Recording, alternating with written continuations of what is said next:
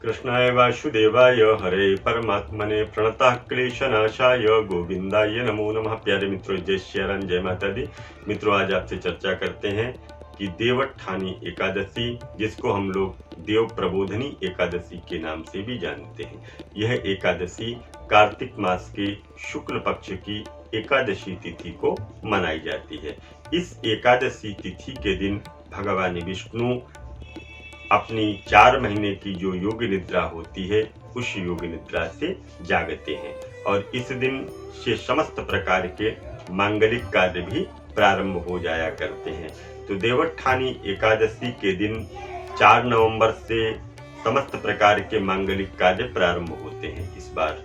तो हम आपको बताएं कि देवोत्थानी एकादशी के दिन भगवान विष्णु की पूजा की जाती है, भगवान शालिग्राम की पूजा की जाती है। तो हम आपसे केवल यही चर्चा करें कि इस दिन, इस बार इस एकादशी का जो सुंदर शुभ मुहूर्त है, इस विषय पे चर्चा करें कि एकादशी तिथि कब से प्रारंभ हो रही है, एकादशी तिथि पर किस दिन हमको व्रत रखना है, और एकादशी तिथि पर जो तुलसी और शालिग्राम भगवान की पूजा की जाती है, तुलसी और शालिग्राम भगवान का विवाह किया जाता है।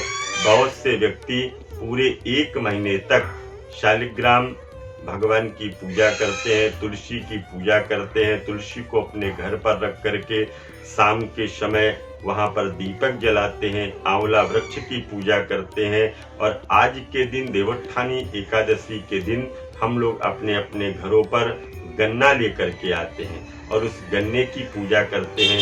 सिंघाड़े लेकर के आते हैं, उनकी पूजा करते हैं।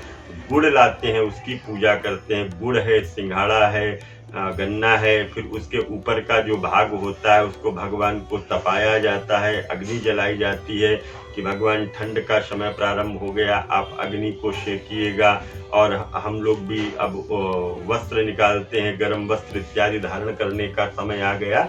तो ये देवोत्थानी एकादशी के दिन भगवान विष्णु को तपाने का भी क्रम किया, अर्थात भगवान विष्णु को अग्नि तपाने का, क्योंकि हमारी भावना है इस तरह की।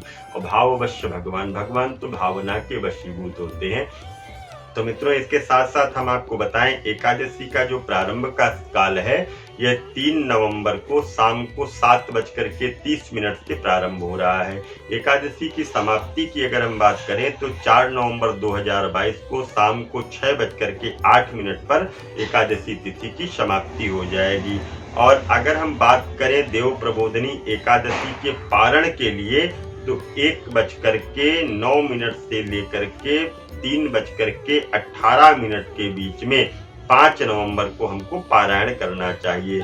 अभिजित मुहूर्त की अगर हम बात करें तो 11:19 से लेकर के 12:04 तक अभिजित मुहूर्त है।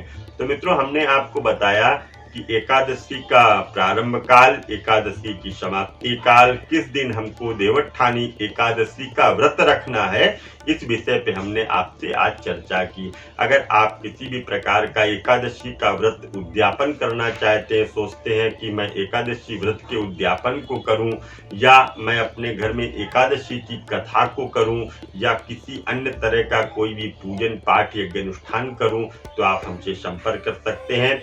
वैदिक विधि के द्वारा वैदिक अनुष्ठान हमारे यहाँ पर वैदिक अनुष्ठान संस्थान के द्वारा संपन्न कराए जाते हैं। गृह प्रवेश, काल सर्पदोष, गंडमूल, श्रीमद् भागवत महापुराण की कथा इत्यादि अनुष्ठान संपन्न होते हैं। पुनः मिलूंगा एक नए वीडियो में, तब तक के लिए दीजिए इजाजत। जय माता दी, जय मां गंगे।